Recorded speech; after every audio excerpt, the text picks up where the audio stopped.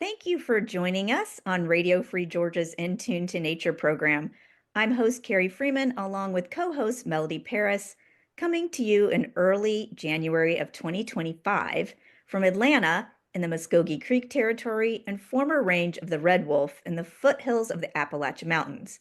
Today, we're going to be talking about how to incorporate animal and eco protection into your life in meaningful ways to meet your own life goals, priorities, and interests in big and small ways, syncing up with things the world needs from us humans. Now, my sign off, if you listen to the show, is I always say, take care of yourself and others, including other species.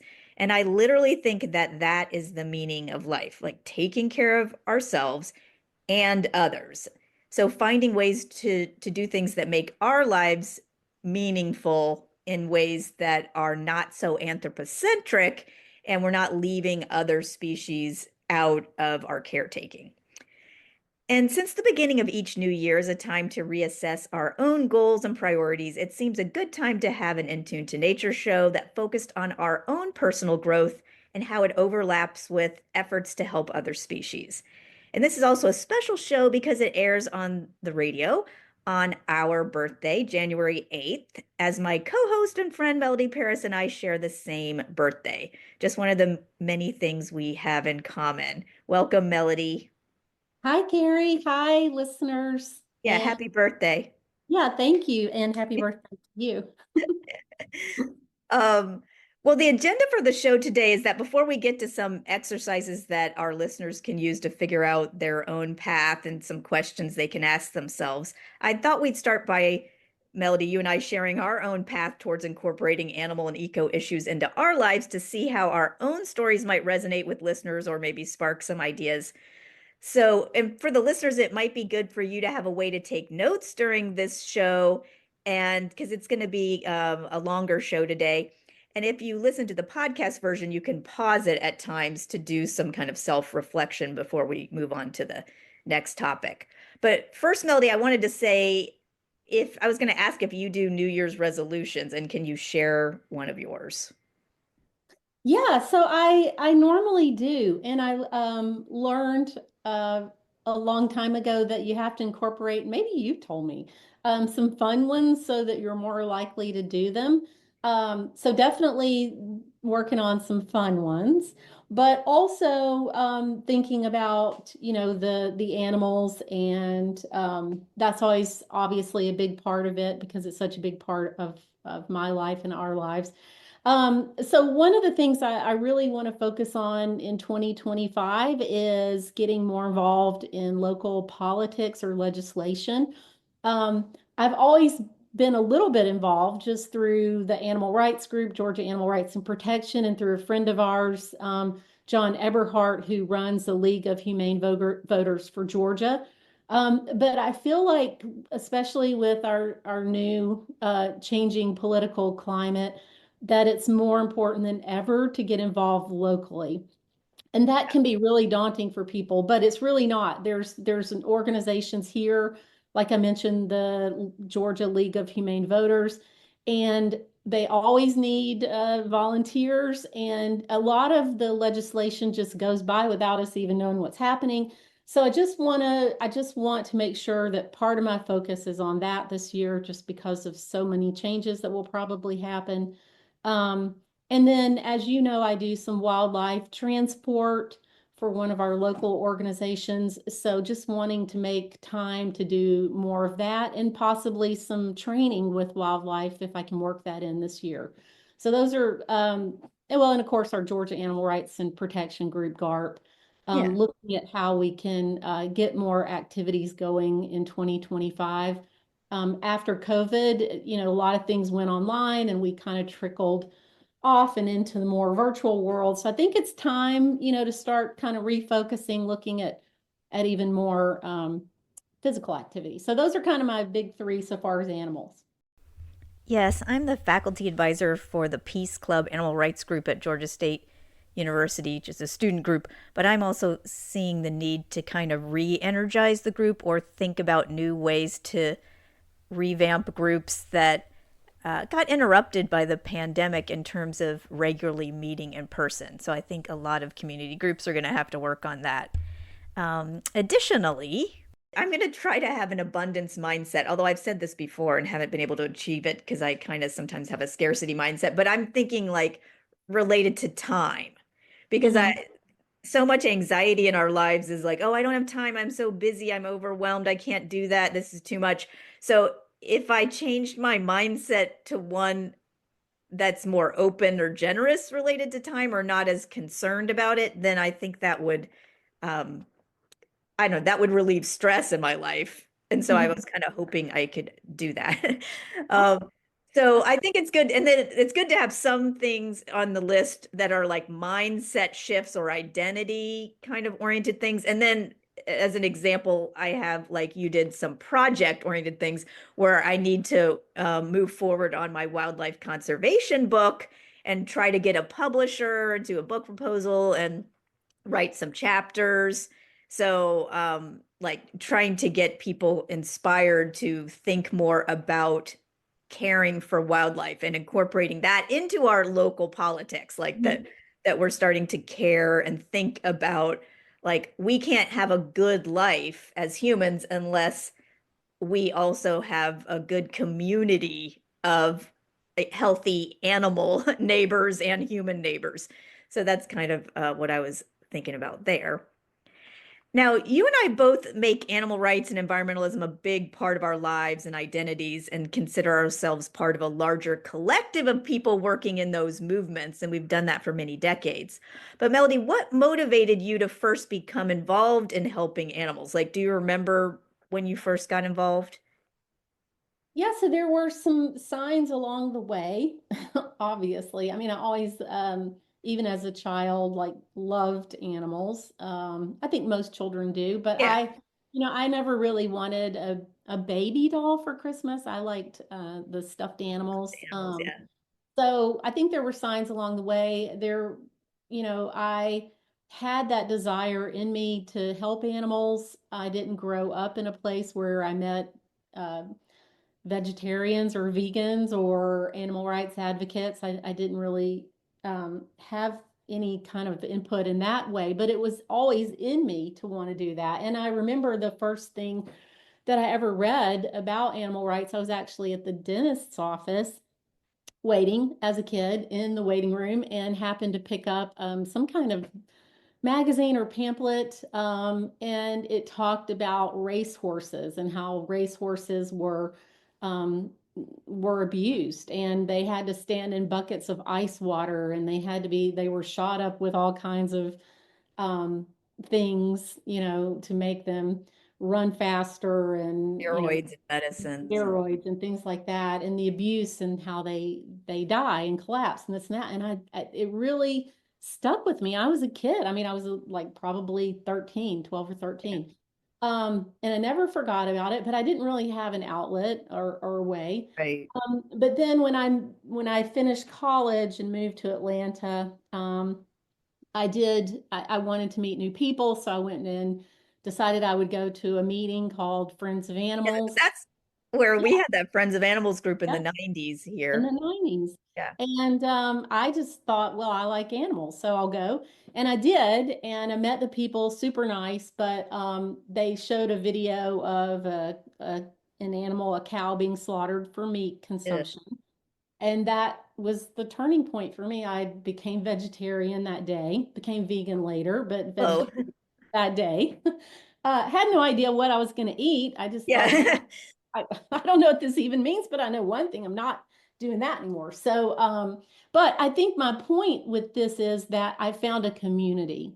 And that is what sustained me because I Yeah. really didn't know anything. I just had all these emotions and feelings about it. But I was able to connect with people who were on that path who could help me understand my feelings about it and also give me a voice or an outlet to speak up for the animals, and to get educated. And I think that's what's important is that you may have these feelings and you've always had this compassion and empathy, but it's just finding a community. Luckily, these days it's a lot easier to Yeah. find. We have the show here We have local animal rights groups, national groups. So for me, that was the turning point, was seeing that video, but having that community to help me figure out a way to use my voice.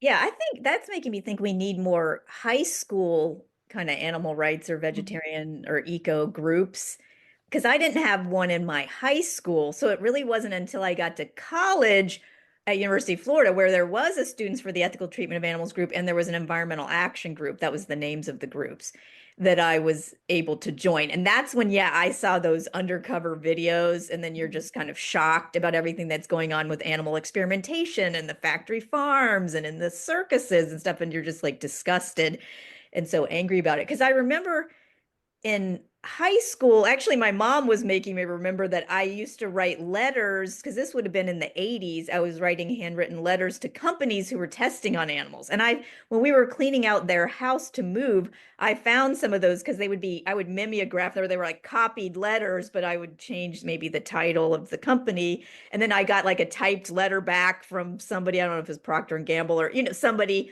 related to that. So I was doing a little bit of that, but just kind of on my own. But I didn't know really what else to do. And I was still kind of, I think as a student, I was dissecting animals and eating animals. Like I just didn't know I could do other things. So it wasn't until I got to University of Florida that then that it gave me an outlet there. Because like you, I always cared about animals and other people too, just being really upset about hearing any suffering. And like you can remember as a kid when you hear about slavery and the Holocaust and segregation, you can't believe it. You don't understand it. Like, why would this happen? And I feel that way also about like hunting of animals or any kind of abuse of animals. Like, why would somebody do that? Like anything that's mean, Mhm. as a kid, when you realize that that happens to anyone else, you kind of get angry about it. So, but I think what it was is that when you join the animal rights groups or in the environmental groups, but especially the animal rights groups, you see there's not enough humans helping. It's humans are the problem for other animals, Mhm. but so few of us are helping. And so there's also that sense that this makes like of all the many problems in the world, this one kind of needs more people in a way. Mhm. Yep. Yeah, because we're very empathetic and we like caring about so many things, but sometimes you'll find a place that you just think you fit a little bit more. So, and like I did a few things when I was in college, like in my sorority with another person, we started recycling there. And then like I remember us voting in our sorority for our meal plan to not buy we wanted or to buy only dolphin safe tuna, which sounds funny now because I don't eat any tuna. We need tuna safe tuna. But like at the time that was like, oh, we're gonna only buy dolphin safe tuna. Anyway, but I couldn't go vegetarian then because I was on that meal plan, I guess, eating that tuna. But anyway, and then but when I graduated, then and I came back to Atlanta. So and there was that Friends of Atlanta, a Friends of Animals group. Mhm. Um, and so that's when I went vegetarian, but I did it kind of slowly over months. And then when I moved to South Florida, there was a vegetarian society group that was starting to get going, but the lady who was going to do it, I kind of went to one meeting and then suddenly I was running the meet, like she turned it over to me or something. And for the next like 4 or 5 years anyway, I was running that vegetarian society group. Um, and so I was like the youngest person because this is also in South Florida because I was in my 20s. But we were hosting speakers and talks and social events and stuff. So I do think those groups are important, like you said. And then since then, I've always got involved whenever I've gone to get my graduate degrees. I've always been involved in the animal rights groups on campuses. Mhm. So, because there's also that sense that it's not enough for me to just stop eating animals. I need to let other people know what's going on with the animals and like all the benefits of eating plant-based food or buying cruelty-free or something like that. Like and I think that's true for you as well. Because people can also just make changes in their own life and they don't have to be an activist. But for some reason, both of us felt the need to kind of tell other people what to do. Well, I think So not that first of successful all, at the time. first of all, there's a lesson in that, like when you get involved in grassroots organizations, very often your talents, with your talents, you become in charge of things, which is not bad. Yeah, Uh, but no, I think that you don't have to become an animal rights activist or advocate to make a difference. However, and you may not even think of yourself that way. But I will say, however, if you have, the compassion and you go and you learn and you connect with people, generally it's going to open up a whole world of ideas that you never thought about. Like I would have never, if somebody said, do you want to be an animal rights activist? I would have probably been like, no, I don't think yeah. so. As a kid, I was shy. I would not have said I'm going to be an activist. Yeah, but then when I got there, you realize that it's not about being an activist or an advocate or a label. It's just about making a difference, and you realize that there's all these issues, like you said, that need help and need attention. And when you find out what's happening behind the curtain, you just want to help. So Yeah, I feel like that label sometimes as an animal rights activist or advocate can scare people, but yeah. really what you find is that you You're just want to help and you want to have an outlet, and it's very comforting and empowering to be around people who feel the same way as you do, because it can be a little intimidating. But when you feel like, oh, all these other people feel the same way I do and they're speaking up, it's empowering and it makes you yeah. want to do more. Yeah. Yeah, it does help you not feel so isolated and Mhm. angry, or sad to kind Mhm. of be with other people, and then you feel better about humanity, like Yeah, when you're right. around other students. Like, so for the student animal rights group, I like students to get together and help each other to kind of, as they emerge on like eating a new, trying to experiment with vegetarianism and veganism and stuff, that's often new for them. And so they need support and help and encouragement. So I like, kind of facilitating that. I was going to say for our listeners, one exercise they can do is think about their own sympathies back from childhood. Like, how did you feel about nature and other animals, maybe your companion animals or local wildlife, in some ways that you were helpful, or what kinds of, what or who you were drawn to? And the word drawing, drawn made me think about when you're a kid, you're always drawing. And like for me, I was always drawing animals, and like, what kind of animals did you draw or color the most? And, maybe what does that tell you about yourself? Because I was always drawing Hello Kitty, and she had all these like bunny friends. And then I draw little mushrooms and forests and stuff. And then I like drawing cats and dogs, like more like cartoony, and definitely ponies all the time, you know. And then I learned to ride horses as a kid too, because it seems like when you're a kid, you always love ponies and horses.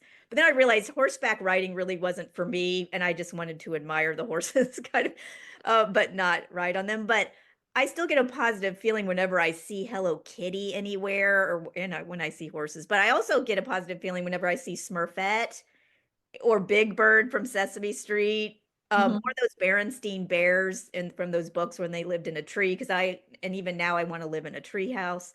So I guess for me it was just like positive, like healthy little friendly animals. Like that's Yeah. kind of what I liked as a kid.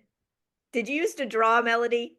Wasn't big into drawing, but my favorite book, and I remember sort of, but my mom told me I think we wore out like three books of the Billy Goat Gruff. And looking back many years later, that was like my favorite book. Like I didn't want any other book read. We wore them out. But it's the story of these goats that want to go across the bridge, and there's a troll that wants to hurt them and eat them. Gosh, And the biggest goat, saves them, and the animals make it across, and everything's they don't fine. get eaten, and here you are, a big advocate for not eating animals. Interesting. Right? Yeah, Isn't that funny? So I thought back, I thought, yeah, I was always an advocate. I think even as a kid, I wanted to know that the animals were okay and that yeah, the bad troll under the bridge didn't get them. They were strong, they made it. So I think there's signs when you're a kid, like the drawing or what stories you're drawn to. Um, yeah, I think it's innate, really. yeah.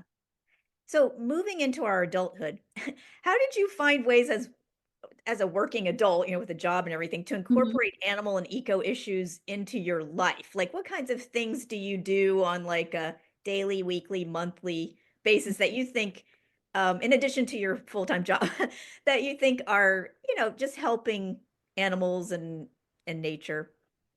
Yeah, so I think there's so much we can do that has such a great impact. You can do speaking to the listener. Um, Everything you do for animals makes a difference, right? Because they need us desperately to be speaking up for them and advocating for them. But some of the things that I have time to do, or make time to do, I should say, I do wildlife transport volunteer for Georgia Wildlife Network. That information is available about the group online if that's something you're interested in doing.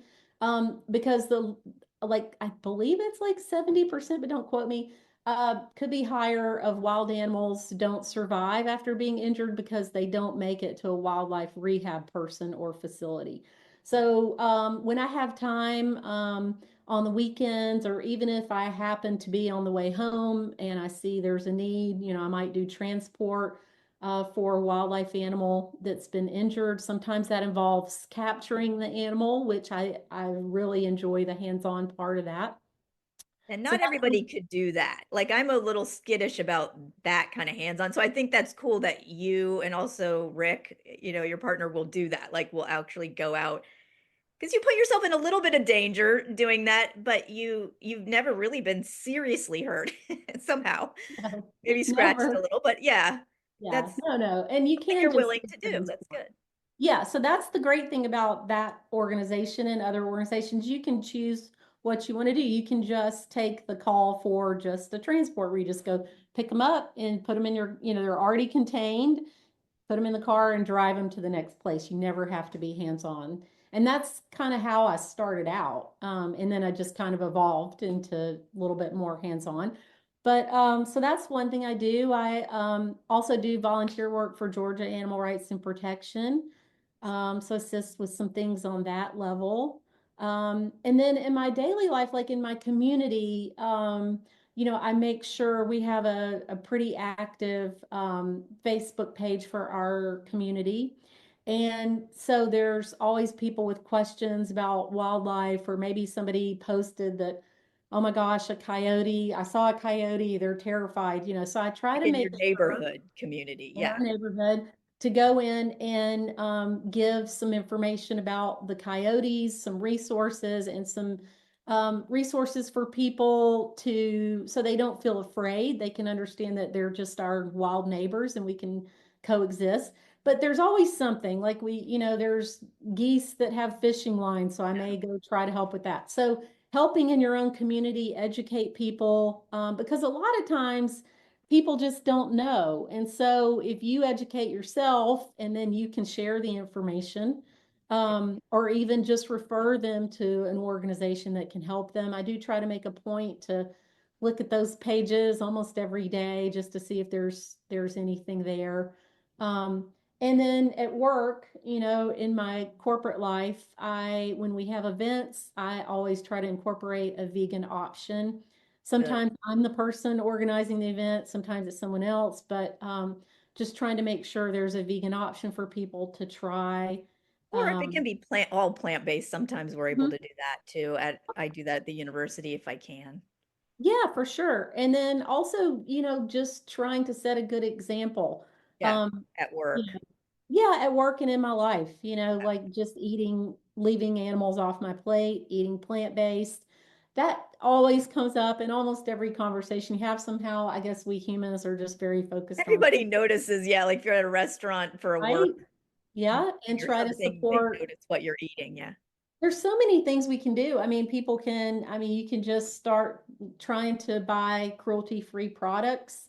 My boss, I've only been at my current job about 2.5 years, and I don't really promote that I'm an animal activist or all that sort of stuff. I just kind of live my life and set an example. And my boss recently said that she's decided she's only going to buy cruelty free.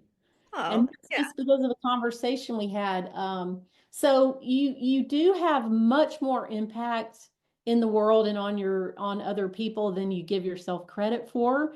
And so just by changing some things about yourself, people notice, they ask you questions, and then they start thinking about it. Our only job really our main job is to plant a seed. So Yeah. you're planting those seeds. So that's what I try to think about doing, every day of my life. Just what am I doing today? Am I planting a seed? Yeah, I mean, because definitely, like you, I'm also eating and shopping vegan and cruelty free. And I do think Hmm. that's like the biggest thing that I do on a daily basis that makes the biggest difference. And I would say that's true for anybody. If you kind of stop buying animals, Hmm. don't create a market for them, that's probably the biggest, most important thing we can do. And then we share that food with others at potlucks or gifting people vegan cookbooks or cruelty-free products and eco-friendly non-plastic items or things that are thrifted and recycled. So there's, things we can kind of share, we share with other people. Being part of my local animal rights group at the university, the Peace Club, where I'm the faculty advisor, that's something that I do that's important. And as a professor, I choose to incorporate animal and eco issues into my profession by researching and writing about the ways our media can produce more respectful stories that teach us to value other animals and nature and how to coexist with them harmoniously and peacefully, and just trying to get more media, positive media coverage related to animal issues. And then you've got the students in the classroom, and journalism and media studies students. And so I like the idea that in my classroom, I can help inspire them to consider the effects of their storytelling on other species. So most of the time we're talking about humans, but I also want the students to think about beyond that, out to the animal kingdom, just to be more conscious of what they can do to help. And also promoting critical thinking there. Um, and then of course at home we're always trying to buy reused items or like reuse items or buy like recycled products. And then we're recycling ourselves, reducing waste, composting, things like that. And then writing letters to the editor has always been something I was doing, as I talked about. I started doing it in high school, writing letters to companies, letters to the editor back when they used to get like printed in the paper and stuff.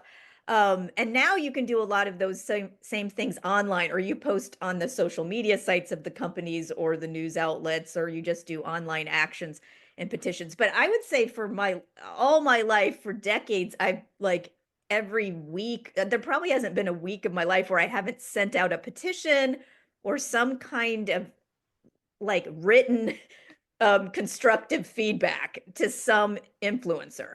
So that's something that's just also a big part of my life that's actually not that difficult to do. And of course, Melody, we volunteer as producers of these radio shows, the Second Opinion radio show and In Tune to Nature, that are aired on Radio Free Georgia. So also people can, do their own little media as well. Yeah, So that's super powerful, yeah, just and it can be just a polite comment on what you see online, that advocates for the animals. Doesn't that's have true. to Like going be. in and liking and supporting the media, like, yeah, so that it gets more, and sharing it Mhm. on your social Sharing. media Yeah, sites. Yeah. absolutely. As an exercise, I thought our listeners can take an inventory of the things they're already doing in their work or personal lives that help other animals and nature. And you can consider if that can be expanded in some way, or like how you could inspire or empower others in your family or network, or like coworkers or even local leaders. How could they do some of the same things? Hmm. You're working on a human-centered charitable project, can it be enhanced to also help situate that cause within a larger kind of natural ecosystem or with the other animals in our community so that more beings are helped? And this, there's like movements called the One Health movement, where it's like we care about public health issues for humans, but also that requires that we have welfare and rights for other animals. And that requires we have a healthy natural ecosystem. Like we can't, that's One Health. Or you can call it interspecies justice that you're working towards, like not just justice for humans, but justice for other animals as well. So that's something just to think about how you people can expand on things they're already doing. But Melody, to get more ideas, what are some things you've seen other people do, maybe a little different from what you do, that might give some people ideas? I guess, and I'll go back to my New Year's resolution. I think seeing people get involved with legislation, Yeah, um, I think that is something that is so important, and we can make big differences there. Um, of course, then there's people that, that do, and I think you might have mentioned this as well when we were chatting, that do the actual hands-on rehab. I'm always really admiring them as well. But social media influencers, yeah, they do that. They really, really have an a lot impact of on people. that. A lot of people see that. And, but I do want to say within our own circles, we have influence too. So you may not be a famous social media influencer, but you influence some people, Yeah, your friends, your family. So thinking of yourself in that way, I think that's pretty interesting that people do that. yeah. But yeah, I'm always fascinated to learn how all kinds of things people are doing. And so I have a long list here too, and you could kind of chime in, Melody, of other kind of things that other people are doing. Because we mentioned the wildlife rescuers and rehabbers, and that also people running animal shelters or sanctuaries, and that could be like domesticated animals or wild animals. Mhm. And also we just provide homes. Even if we don't run a sanctuary, you can rescue animals yourself. Like Melody, you have a blind rabbit that you Mhm. rescued from the neighborhood, or my dog Elliot is a rescue. So and yeah, and you have cats that you've rescued. So like we're not buying animals, we're rescuing them. And so I think a lot of people also do that. I admire people who work in veterinary clinics and do that job helping animals in a variety of ways in the veterinary clinic. People can start vegan restaurants, or they're doing vegan bakery or juicing, or having a catering business for vegan foods.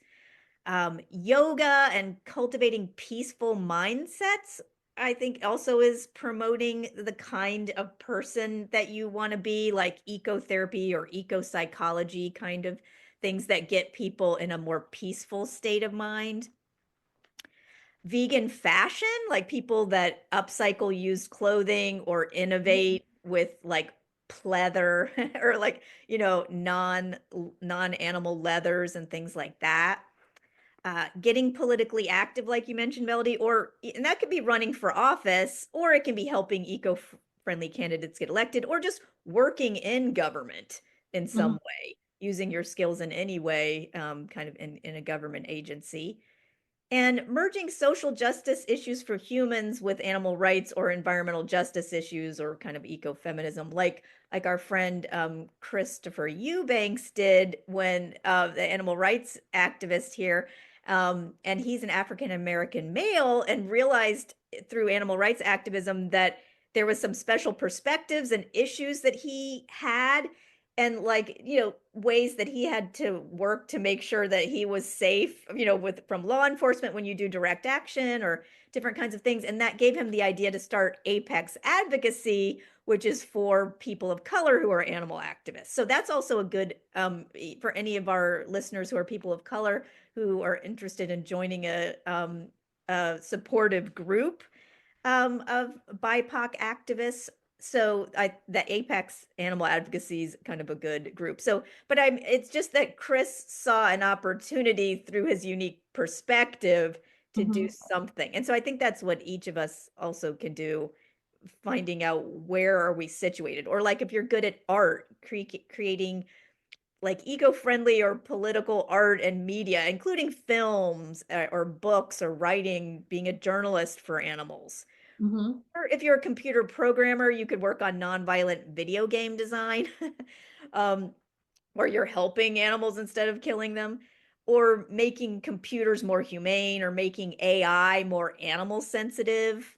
Oh, or there's a really great group that actually did the website for Oh, yeah, Georgia web Animal Rights and design. Protection, and they volunteer their services for animal rights advocacy groups. So they did the whole website Oh, that is for awesome. for no charge, complimentary, because they want to help groups, so that's something, I mean, whatever talent you have, you can, offer it in your own time when you're able to.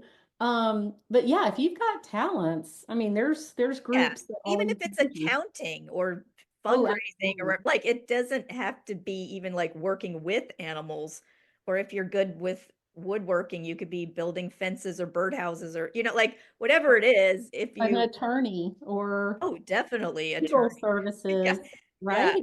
Or like, transport. Maybe you just like to drive. I don't know. You have Yeah. some free Right. And time. you've got a truck or something. Right. Yeah, absolutely. There's Yeah. whatever resources you have or talents you have, those can be very helpful for Yeah. animals. Like if you're a scientist, for example, there's so many things you could be doing to like help with that whole cultivated meat uh Hmm. movement or producing like biodegradable plastics or developing testing procedures where you're not testing on animals. Hmm. You know, you could work for the Park Service or as a wildlife biologist. You could work in environmental education or humane education, like in the schools or at camps. Hmm. Just ecotourism, like leading nature outings or even providing a Airbnb that is like eco-friendly and vegan, Airbnb in a natural place or something. Um, Hmm. or if all else fails, you could just make lots of money and then donate it to eco and animal charities and be a philanthropist. Because honestly, that's what some people do, and it really keeps these small groups afloat. That's You right. know? Yeah. Yeah, absolutely. If you have that resource, um, that's great too. Or if you like kids, there's an organization that listeners can always reach out to us. I can't remember the name of it off the top of my head, but they go into schools and teach children about being compassionate and animals and The Educated Choices program. They changed their name, but I think yeah. And there's if you look up humane education, there like a Mhm. lot of that deals like with animal issues, but merged in with like compassion for humans and nature and everything. It's a real positive movement in the schools, humane education. Yeah. So if you like kids, that's a Yeah. great one. Or if what if you're a great gardener? You could teach gardening. Yeah, build bird-friendly, pollinator-friendly habitats. To Yeah. people so that they eat more plant-based versus, Right. Or yeah, community gardens. Yeah, that's true for vegetable gardens. oh, there's a great bird rehab here in Georgia called Wren, WREN. Yeah. Yeah, so if you're able to build bird houses or you like birds, there's those birds need help. So whatever you like or you're good at, there's something for you. Yeah. Well, if you're just joining us on Radio Free Georgia, this is In Tune to Nature. I'm host Carrie Freeman talking with co-host Melody Paris about personal growth and ways we can each make our lives more meaningful by incorporating animal and eco protection into our lives and identities in big and small ways.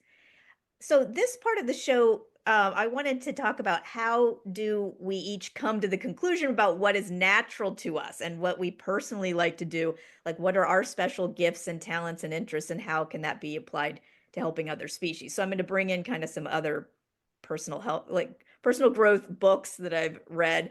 And one way to figure out things about yourself is inspired by the book by Philip Moffat called Emotional Chaos to Clarity. So it's a book about finding clarity. It says we should focus on what we want to feel, like identify our inner priorities. And then you can translate that into outer priorities in terms of actions or projects or what you want to do. So first you can make a list of the inner feelings you want to experience daily. Then you can make a list of how you might cultivate those feelings by prioritizing doing certain things. So I'll actually share the ones that I wrote for myself in terms of how my inner priorities of how I want to feel. I want to be at peace and feel a sense of freedom. I want to feel like a good, kind person. I want to feel like amused and kind of stimulated, so not bored. Maybe you can't do all these things at the same time, but like these are all kind of positive emotions I'd like to cycle between. I'd like to feel proud or like of myself or just that I'm accomplished in some way. I want to feel connected and supported. I want to feel like pleased and satisfied. That probably goes along with feeling kind of a sense of pride. And I want to like appreciate beauty or notice beautiful things and appreciate that. I was realizing I should probably add empathy to the list because also, that there's that kids movie, um, Inside Out or whatever, that says you can't ignore like anxiety and sadness, and that's kind of part of your life. So, but I think maybe the empathy goes with feeling connected to Hmm. others, is that sometimes maybe we are going to feel kind of sad, but like that also is a motivating emotion as well. And then to me, this kind of translates into some outer priorities of wanting to take care of myself and others.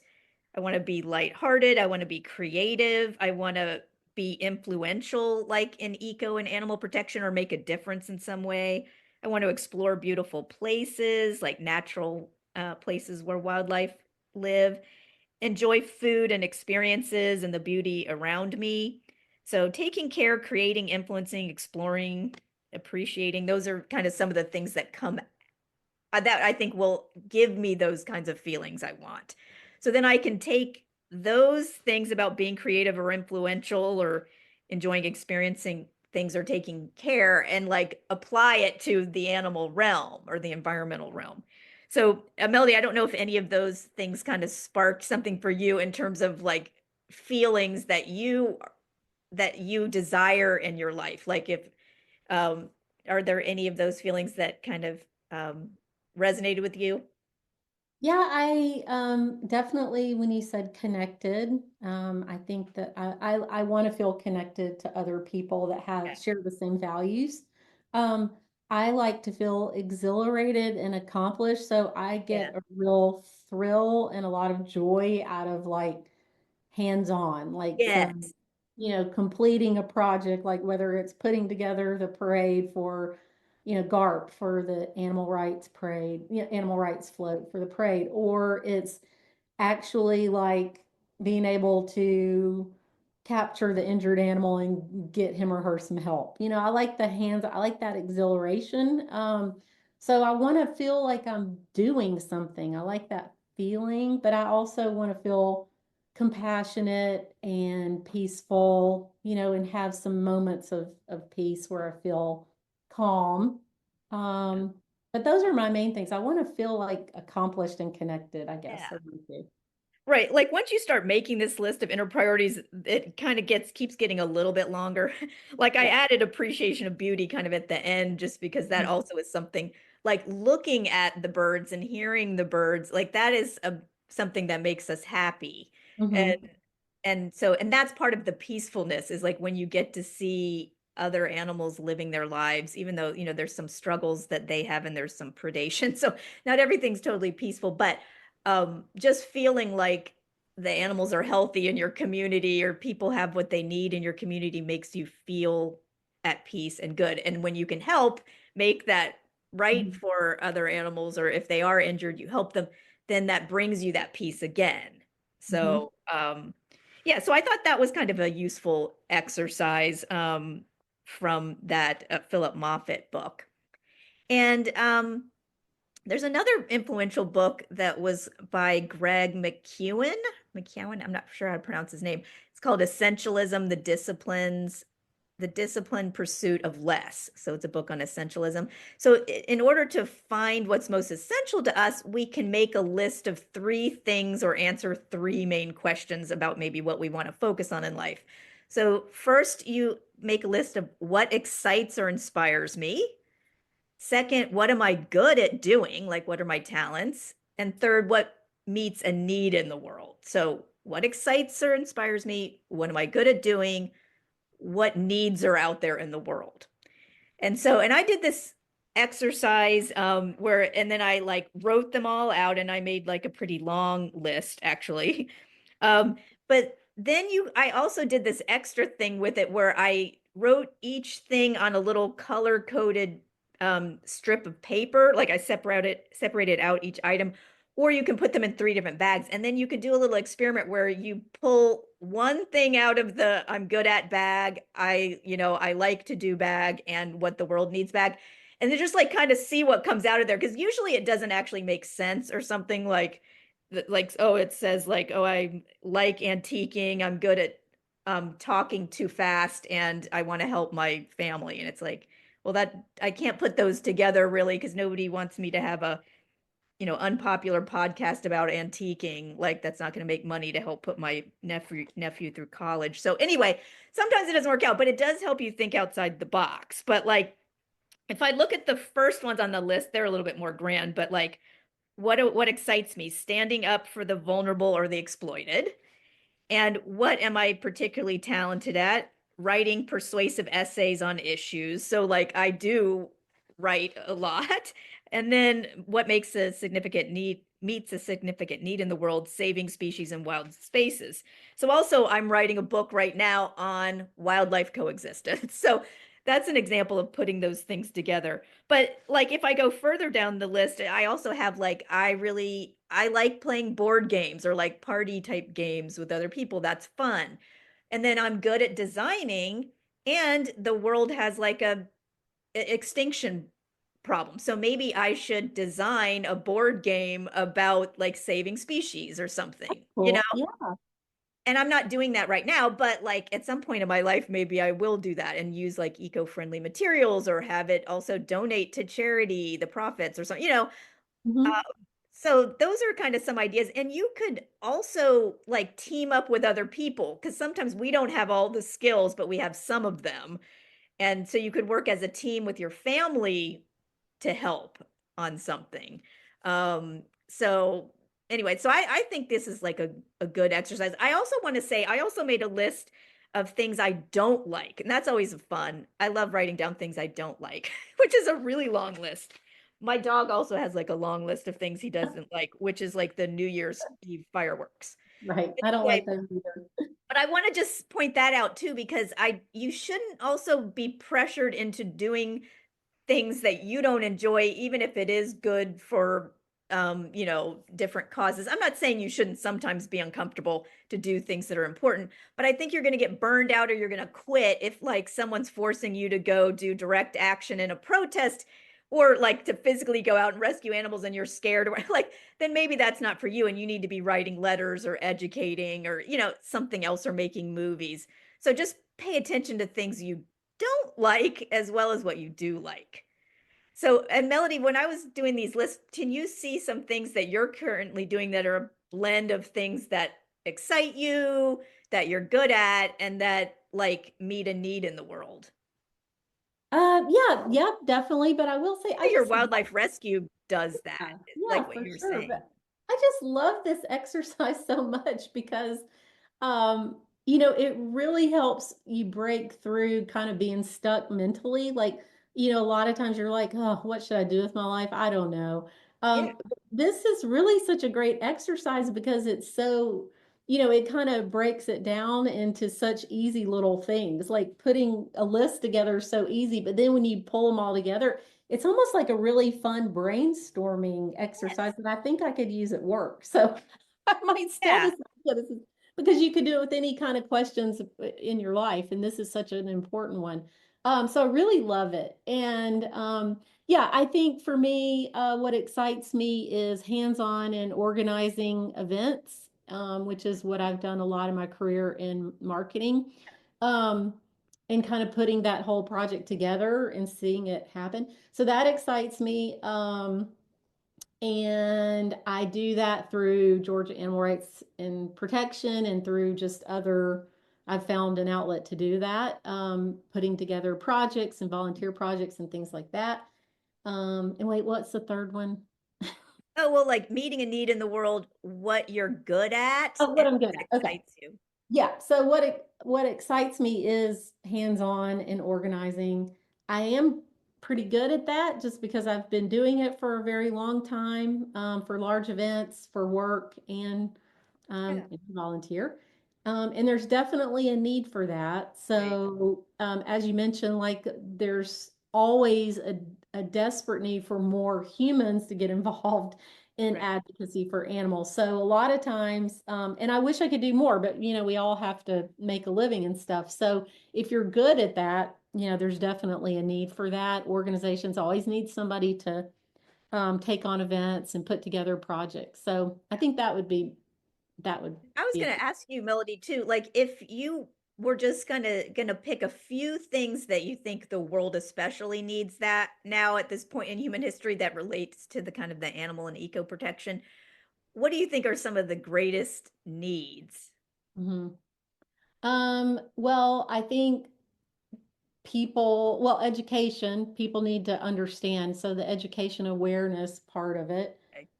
people, we're so bombarded all the time that I think a lot of people, and,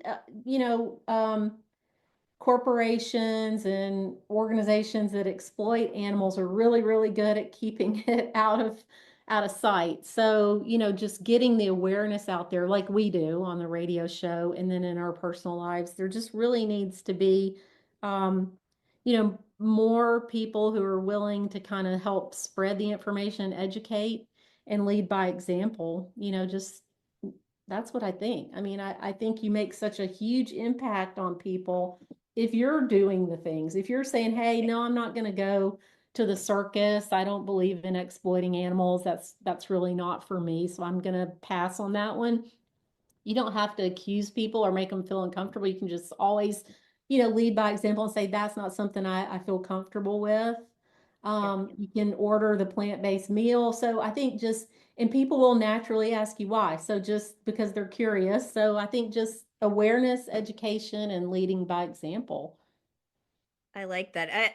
And I would say, you mentioned veganism too. I feel like not creating a market for animal bodies is one Hmm. of the biggest things in that we can do. Like animal bodies to see them on display, to eat them, to experiment on them, to buy, domesticated or wild animals.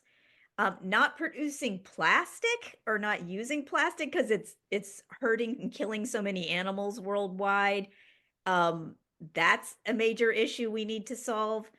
I think supporting biodiversity and wilderness protection, like the Half Earth Project by the E.O. Wilson Foundation, of like preserving half the land and sea for wilderness so that they can actually live on this planet with us. It's not just a human planet.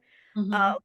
and then generally, I would also say supporting women's rights and women's reproductive rights too would help reduce the or stabilize or reduce the human population too. So kind of on a grand scale, I think those are kind of some bigger needs that the world has. Because also the climate crisis will be addressed if we worked on the biodiversity and wilderness protection issue and if we went plant-based and if we reduced Hmm. human population. So a lot of these would work as well. But I did a show with Rick Steiner, an activist, about his book Oasis Earth. And so, and also if people are interested, they could go to oasis-earth.com and the book is available to read there. And it defines so many problems and solutions in the world if you're kind of struggling with the what is the thing I should focus on.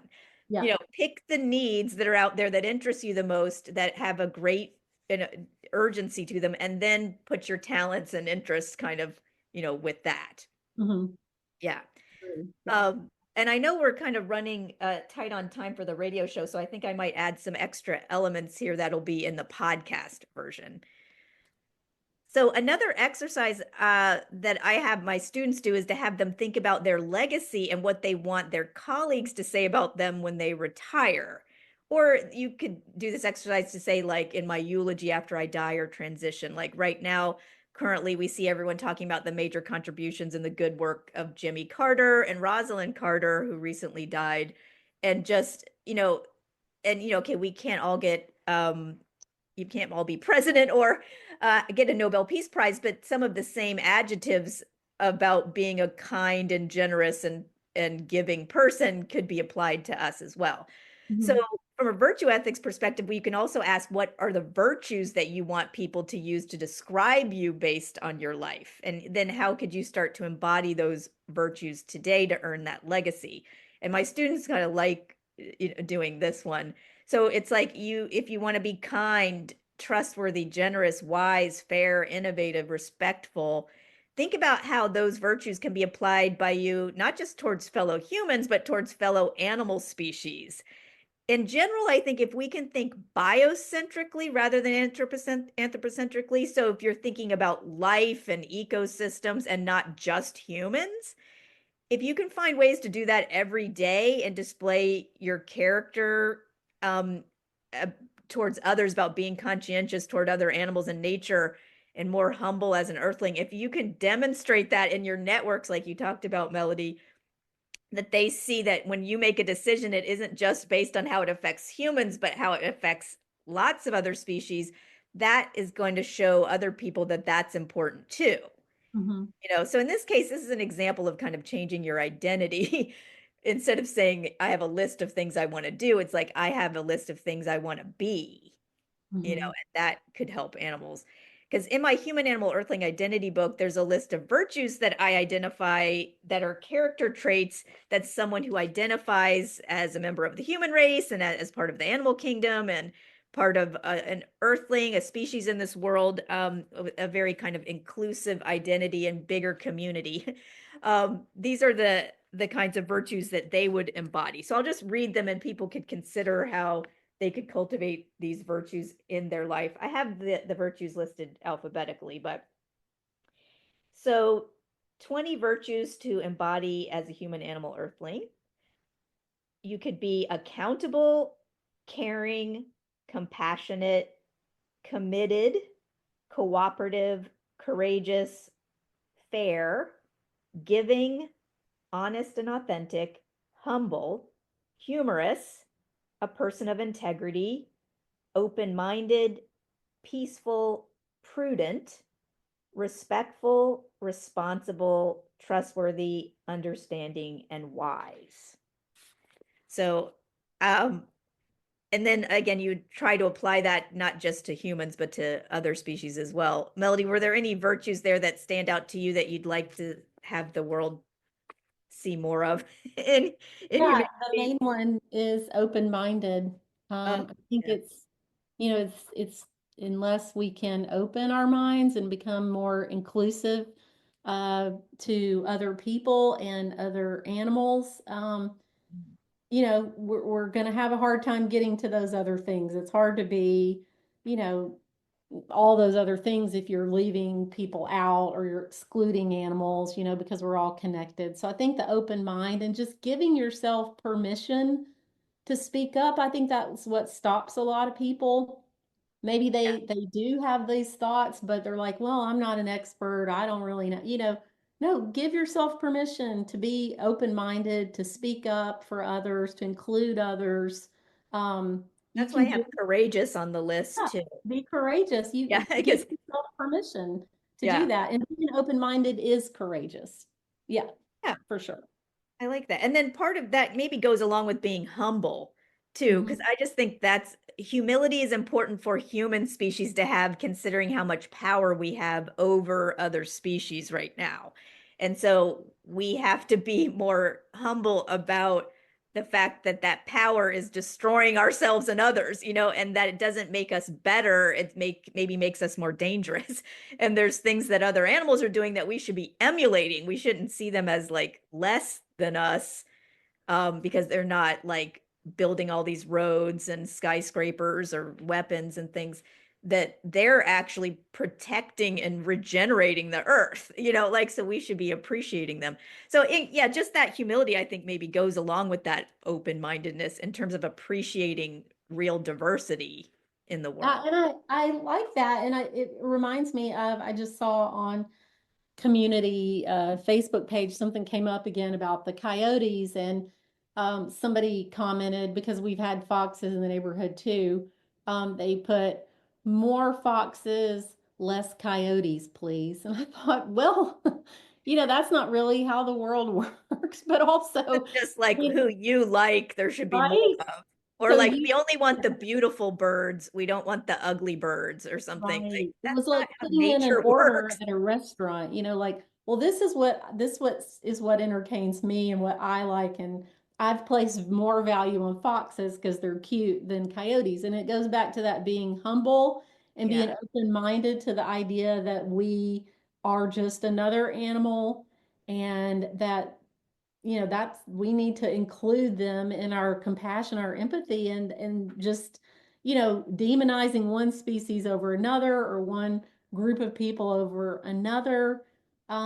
It goes back to that humility and being open-minded that they have their own reasons for living and that, Yeah. as animals too. So I don't know. And It's that's true of rats and other animals that people don't like. And yeah, maybe you don't want a rat in your house, but that doesn't mean they don't, and rats and mice don't have a place in nature or a right to exist, or they have their own families and ideas and problems. And, like just because you don't like an animal doesn't mean it should be eradicated. And that's definitely true with wolves and bears and other, animals that humans have traditionally tried to kill basically because we're scared of them, but like they deserve to be here too. And most of the time, they're not threatening to us.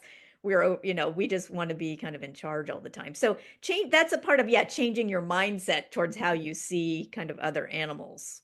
Yeah. yeah, for sure. Okay, so also in terms of life planning, I read this book by Bill Perkins called Die with Zero.